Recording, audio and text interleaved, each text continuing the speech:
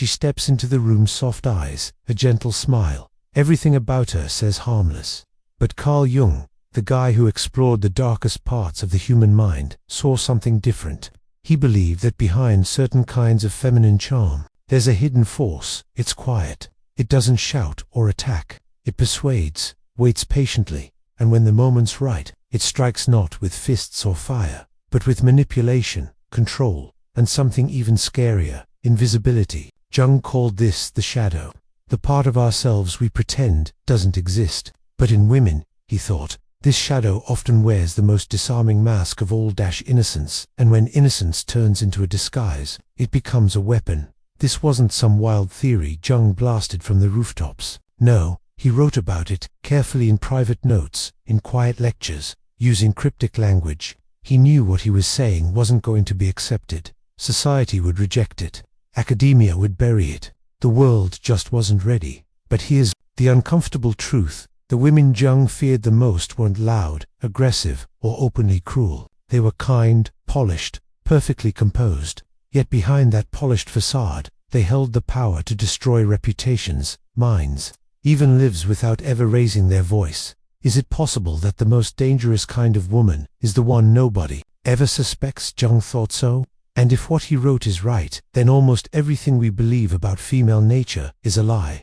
In this video, we're going to dive deep into some of Carl Jung's most unsettling ideas about women, not the neat, sanitized versions you usually hear, but the hidden truths, the private notes he left behind for those brave enough to read between the lines. Because once you see what he saw, you can never unsee it. Why is it that some people hold incredible power not through force or money, but just by the way they present themselves? Why does innocence, softness, or vulnerability often hide a kind of invisible control? What if this isn't an accident? What if it's archetypal, something deeply rooted in the human psyche? Carl Jung, one of the biggest influences in psychology, believed that what we see on the surface is rarely the whole story, especially when it comes to people and, even more so, the feminine psyche. He warned us that appearances can be deceiving. What looks harmless might actually be dangerously powerful. What seems pure might be the most threatening thing of all. In a world obsessed with transparency and political correctness, some of Jung's sharpest insights have been buried, ignored, even softened, locked away in his private writings. But today, we're going to open that box. We'll explore what Jung really believed about the deeper layers of female nature, not just the persona or the shadow, but the psychological games played out beneath the surface of charm, passivity, and attraction. This isn't about blaming or demonizing women. It's about waking up. Jung believed the unconscious rules our lives unless we learn to see it, and the female psyche, just like the male, has a dark side, one society often romanticizes or refuses to look at. Innocence can be a mask, empathy can be a weapon, and behind the sweetest smile might hide a predator, not out of cruelty, but instinct. In this video, you'll see how Jung decoded this paradox, how he unmasked the archetype of the innocent predator. You'll discover the psychology behind female influence, the hidden power of projection, and why men often fall victim to their own illusions. But most importantly, you'll come away with the ability to see beneath the surface, to decode the unspoken rules of attraction, manipulation, and unconscious control. Jung didn't want to start a war between men and women. He wanted us all to individuate, to become aware of the shadow we're dancing with. And that awareness starts right here. Across almost every culture, for centuries, the ideal woman has been painted with the same brush, soft, gentle, carrying the very picture of innocence. She's praised not for taking charge, but for being passive. Not for what she does, but for what she looks like. This image isn't just a social role. According to Jung, it's a mask, a carefully constructed persona shaped by society, and eventually adopted so deeply it becomes indistinguishable from the self.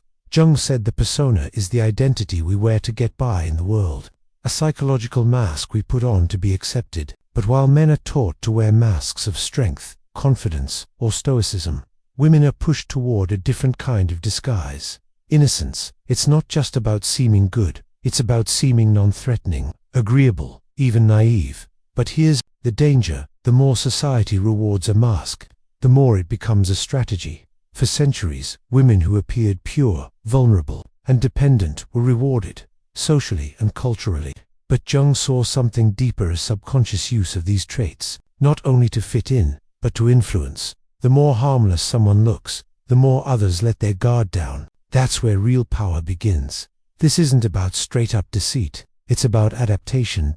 In societies where aggressive dominance is punished, subtle control becomes survival. Jung noticed women, often excluded from direct power in patriarchal systems, developed a different kind of influence rooted in charm, emotional sensitivity, and the ability to shape what others perceive without seeming to try. The power wasn't in what they said, but in what they provoked, in how others reacted to their image. Think of the classic femme fatale, not just a Hollywood stereotype, but a psychological reality. She doesn't threaten or command, she simply exists in a way that pulls others in, disarms them, and makes them act on her behalf. Her innocence, not always genuine, often weaponized, and even when it's unconscious, it still works. This weird duality fascinated Jung.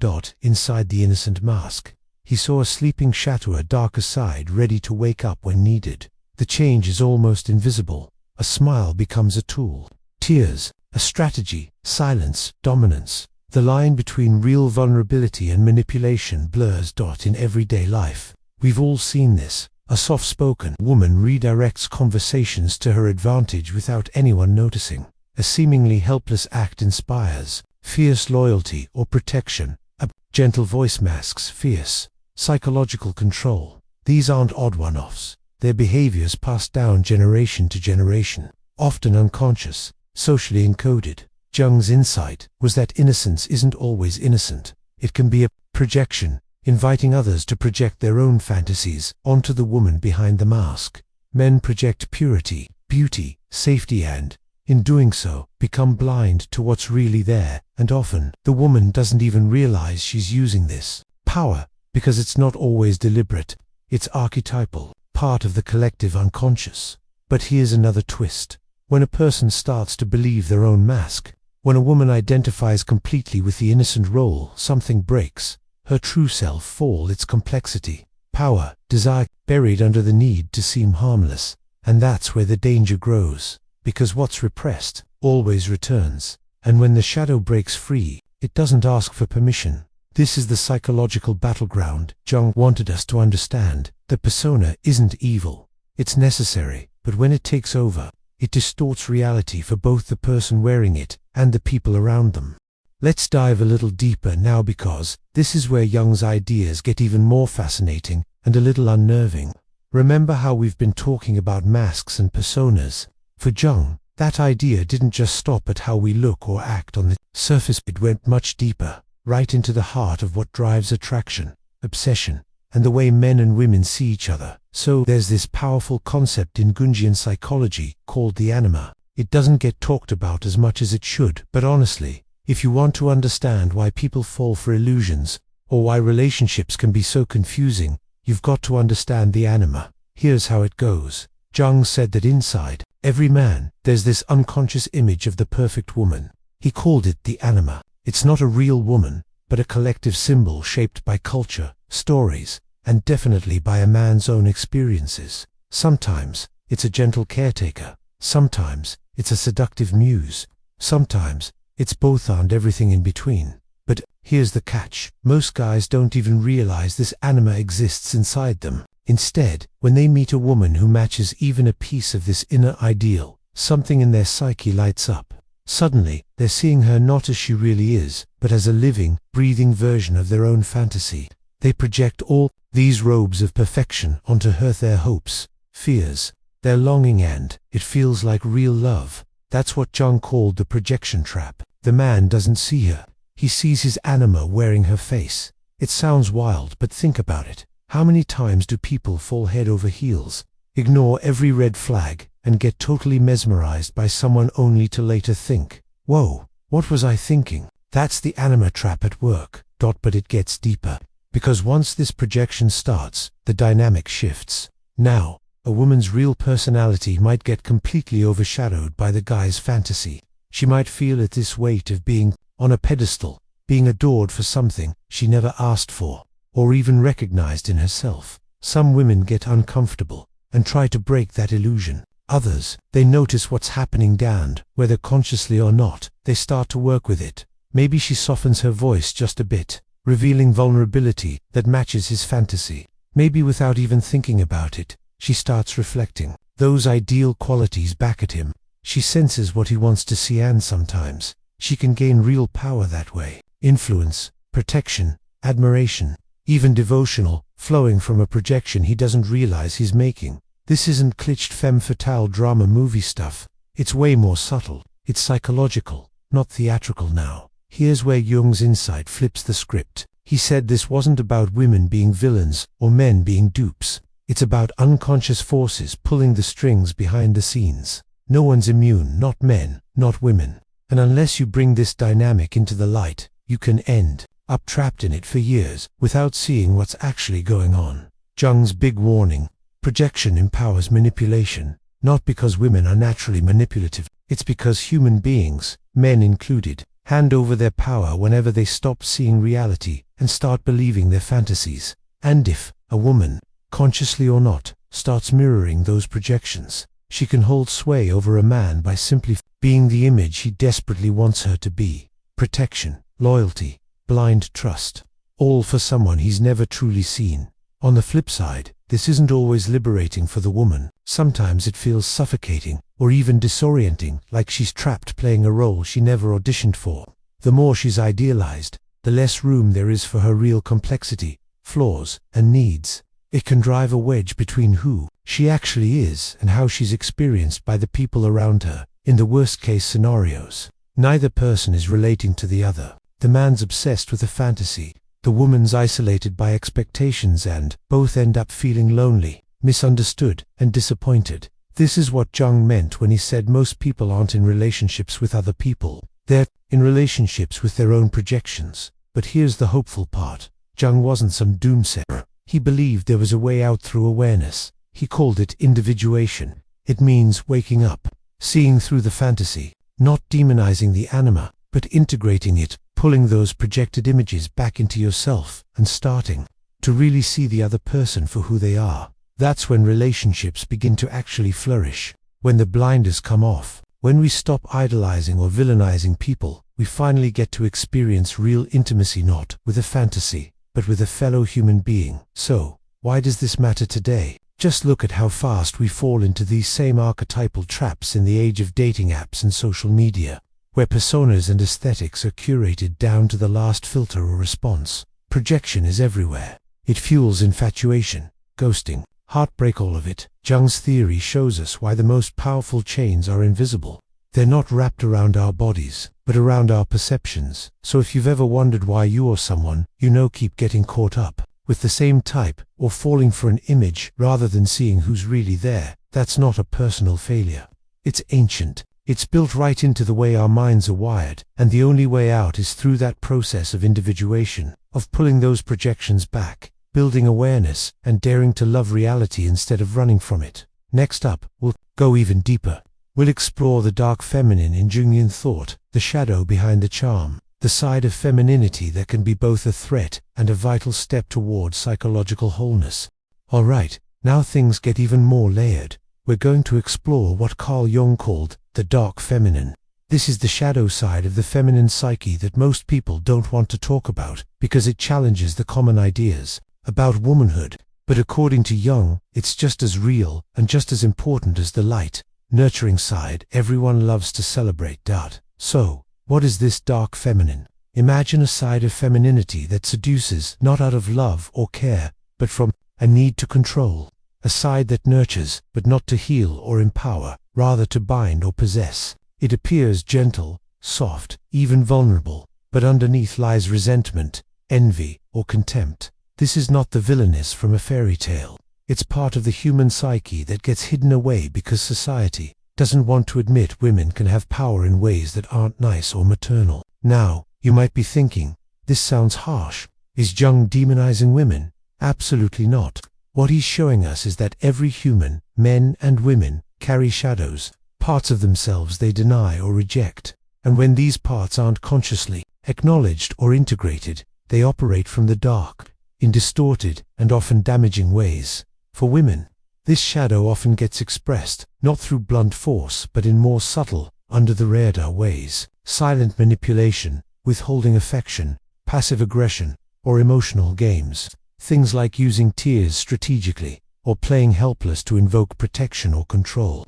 These behaviors aren't about overt cruelty, but survival and psychological, influenced, often learned through centuries of social conditioning where direct power was denied. Jung even observed this in his private consultations and described women who came across as delicate and kind, yet had a strong undercurrent of emotional dominance. They could twist situations, create dependence in others, or subtly undermine rivals, all while maintaining an appearance of care and innocence. Sounds familiar in some modern social dynamics, right? Today, psychology has terms like covert narcissism or emotional manipulation, which echo Jung's descriptions decades earlier of the feminine shadow. Think of it as power hidden behind charm, softness, or vulnerability. But here's the key insight. This shadow isn't pathology. It's an unintegrated part of the psyche. It's raw energy that hasn't been consciously owned. When women or anyone really deny their anger, envy, desire for control, or ambition, because these traits are unfeminine or frowned upon, those feelings don't disappear. They fester quietly and express themselves indirectly, often hurting relationships and causing emotional chaos. So what's the alternative? Jung argued that awareness and integration of this shadow side are crucial. To own your full self, including those too intense or too powerful parts society tells you to hide. When women do this, they move from covert influence and indirect control into authentic strength and presence, power, without needing to disguise it. For men, understanding this means seeing women as full human beings, not just idealized muses or villains. It means developing the inner clarity to recognize projection and to relate to reality rather than an image. Only then can relationships escape the trap of illusions and become truly intimate. Now, apply this to our modern world. We live in an era obsessed with appearances, filtered images, and curated social personas, what Jung might call the age of the Kuiper persona. This isn't just about individual psychology. Culture rewards those who master the art of influence wrapped in charm and vulnerability. Look at pop culture, influencers, dating apps, reality TV, all amplifying archetypes of women who appear sweet, caring, or wounded, but operate with precise social control. The pick-me girl, the emotionally unavailable seductress, the chronic victim. These are all contemporary expressions of the feminine shadow, using vulnerability as a tool for quiet domination. These behaviors don't shout or scream, they whisper. They manipulate through silence, strategic emotional displays, or by framing themselves as fragile victims while subtly steering others' feelings and actions. This is exactly Jung's dark feminine at work. But remember, Jung didn't see this shadow as evil. It's unfinished, unintegrated. When brought into awareness and consciously owned, it can transform, becoming a wellspring of true power and freedom, instead of covert control and chaos. This is why Jung said that integration of the shadow is a vital step towards psychological wholeness for everyone. It's facing those uncomfortable truths about ourselves without blame and without hiding behind masks, and the dark feminine is a big part of that process. It's not something to fear, it's something to understand. The darker side of femininity denied can wreck relationships, workplaces, and communities.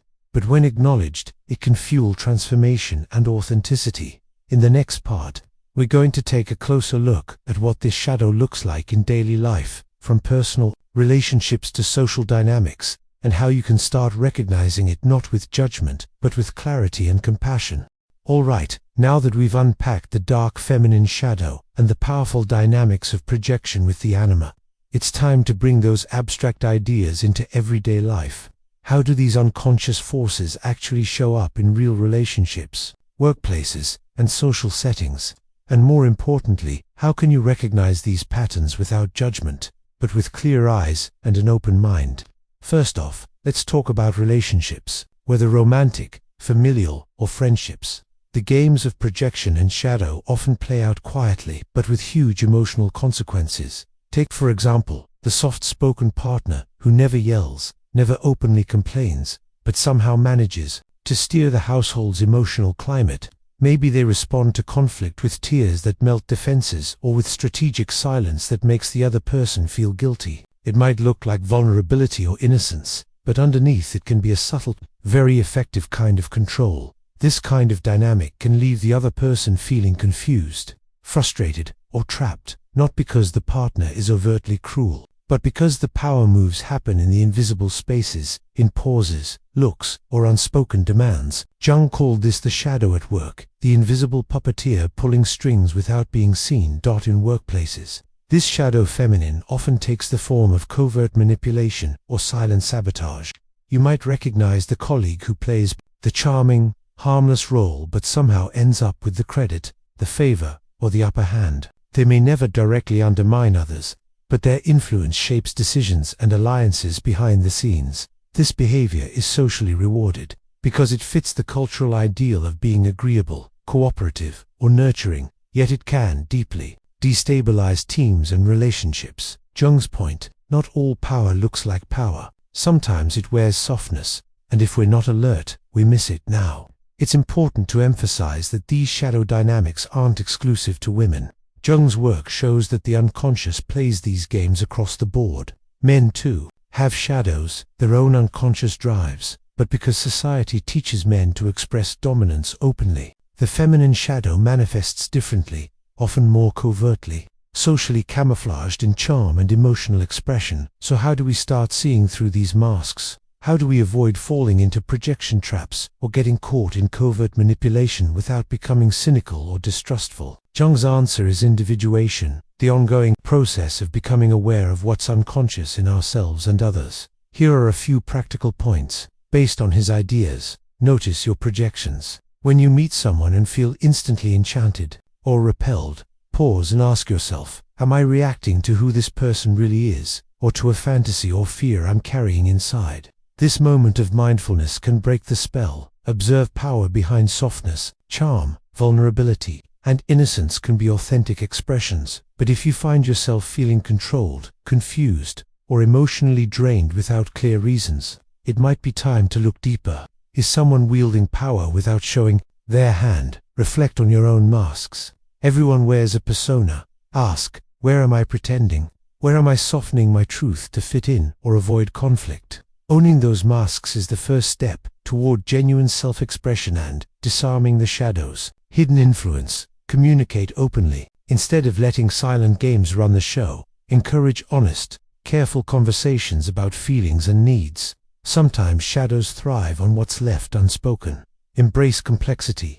Real people aren't all light or shadow. The more you allow yourself and others to be messy, contradictory, and fully human, the less hold the unconscious games have. By doing this inner work, you build resilience, not just avoiding traps, but learning to relate authentically and clearly. Jung believed that when men and women face these unconscious dynamics together, something powerful opens up: genuine intimacy, trust, and wholeness. Finally, let's widen the lens a bit. Jung's ideas about the shadow feminine and projection also apply to culture, not just individuals. Think about how social media amplifies these shadow games. Platforms reward curated vulnerability, performative innocence, or the too vulnerable to be real act. This creates cycles of emotional manipulation and projection on a massive scale, where followers fall for personas instead of people. Understanding this helps you see beyond the screen. Those polished images and emotional cues aren't the whole story. The real person behind the mask may be struggling with the same shadow issues. Jung described a dance of power wrapped in charm and vulnerability. So awareness isn't just personal, it's cultural. When enough people wake up to the invisible forces shaping how we relate, how we consume media, and how we interact socially, it becomes possible to shift the collective narrative, to move from unconscious manipulation to conscious connection. And that's where Jung's deeper purpose lies. Not blaming women or any group, but getting all of us to see the shadows we share and, in doing so, transform those shadows into strengths.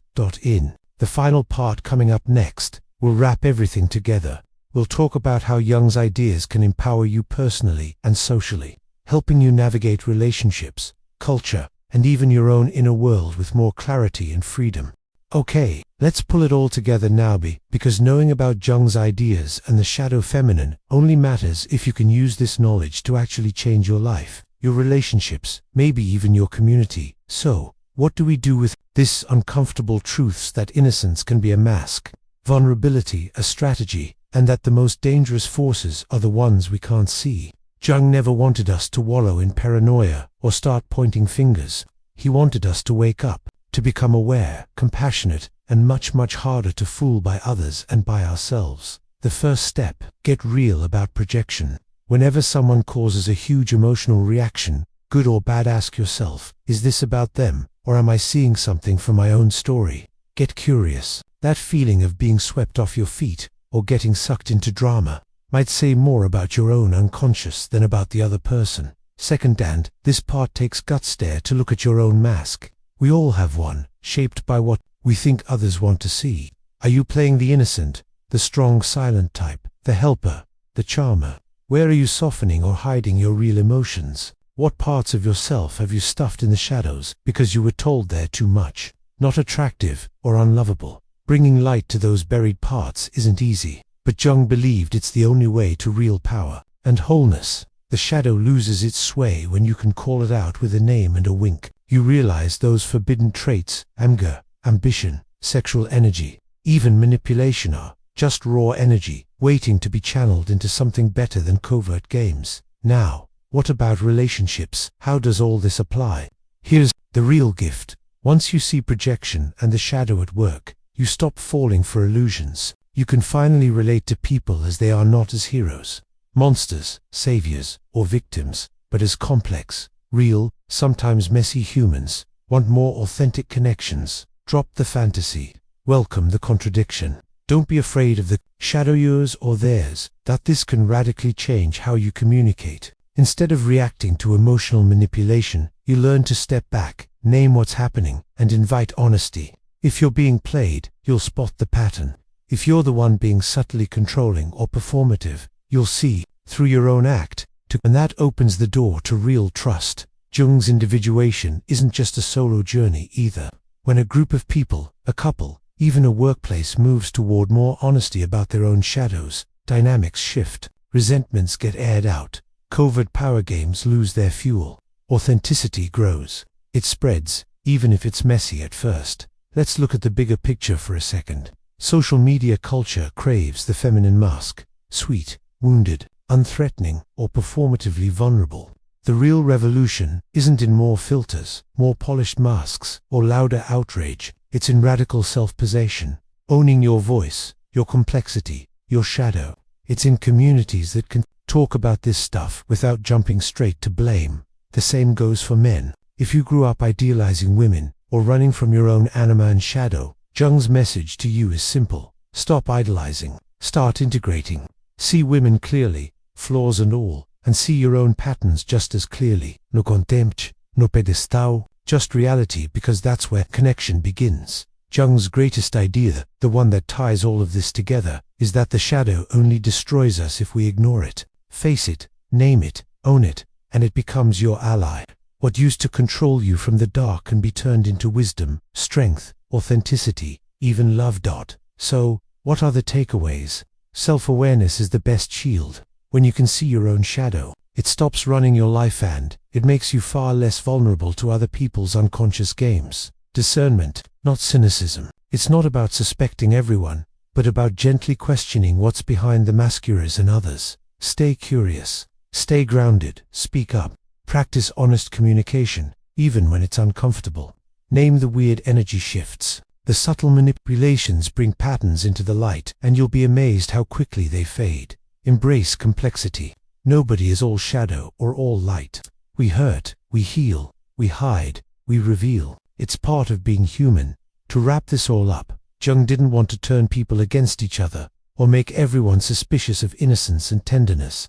His mission was to make us braver, to see our whole selves, shadows included, and to offer that same clarity to the people around us. Because when you have the courage to see and to be seen, the grip of manipulation and illusion starts to fade, and that, Jung believed, is where real freedom begins. Thanks for sticking with me through this deep dive into Jung, the feminine shadow, and the dangerous charm of innocence. If you found something in all this that shifted your perspective, drop a comment below. I'd love to hear what resonated with you most, or any stories this brought up for you. And as always, if you want more explorations into the hidden forces shaping our minds and culture, hit subscribe and stick around. Until next time, keep looking beneath the surface and, remember, awareness is the first step to freedom.